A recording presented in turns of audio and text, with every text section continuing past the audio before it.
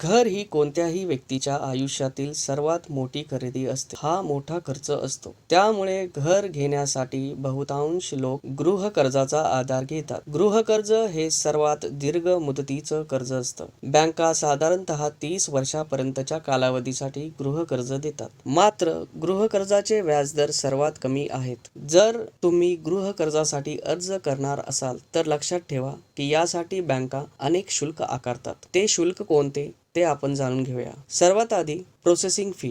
गृह कर्जाच्या अर्जावर प्रक्रिया करण्यासाठी हे शुल्क आकारले जाते. कर्ज मिळो वा न मिळो हे शुल्क आकारलं जातं. हे शुल्क रिफंडेबल नाही. जर तुम्ही एखाद्या बँकेत किंवा NBFC कडे कर्जासाठी अर्ज केला आणि त्यानंतर तुम्ही तुमचा विचार बदलला तर तुमची प्रोसेसिंग फी वाया जाईल. त्यामुळे अर्ज करण्यापूर्वी कोणत्या बँकेकडून किंवा NBFC कडून कर्ज घ्यायचं आहे याची खात्री करून घ्या. कर्जाच्या अर्जासोबत प्रोसेसिंग फी आगाऊ आकारली जाते. नंतर मॉर्गेज डीड फी. गृह कर्ज निवडताना हे शुल्क आकारलं जातं. सामान्यतः ही गृह कर्जाची टक्केवारी असते आणि कर्ज घेण्यासाठी भरलेल्या एकूण शुल्काचा हा एक मोठा भाग असतो. गृह कर्जाचा प्रोडक्ट अधिक आकर्षक करण्यासाठी काही संस्था हे शुल्क माफ करतात. त्यानंतर लीगल फी.